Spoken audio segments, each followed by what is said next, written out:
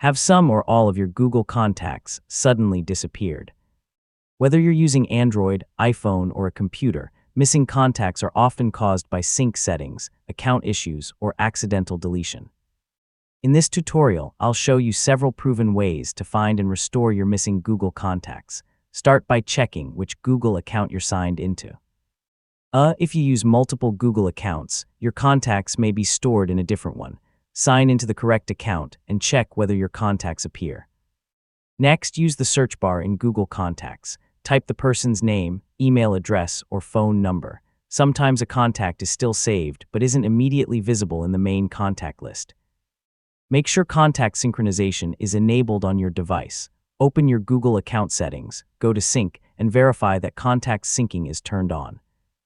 If necessary, turn it off, wait a few seconds, and then turn it back on. If your contacts were accidentally deleted, open Google Contacts on your computer and check the trash folder.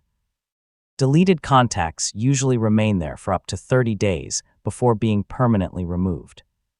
If you recently lost several contacts after syncing or editing, so use the Restore Changes feature in Google Contacts. You can roll your contacts back to an earlier point in time, helping recover recently deleted or modified entries. Another common issue is saving contacts to your phone instead of your Google account.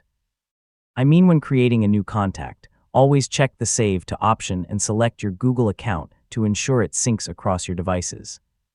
If contacts are still missing, refresh Google Contacts, restart your device, and make sure the Google Contacts app and your operating system are fully updated. These simple steps often resolve temporary syncing problems, and that's it. You now know how to fix missing contacts in Google Contacts. By checking your account, reviewing sync settings, searching for contacts, and restoring deleted entries, you can usually recover your contact list in just a few minutes. If you found this guide helpful, don't forget to like the video, subscribe for more tutorials, and thanks for watching.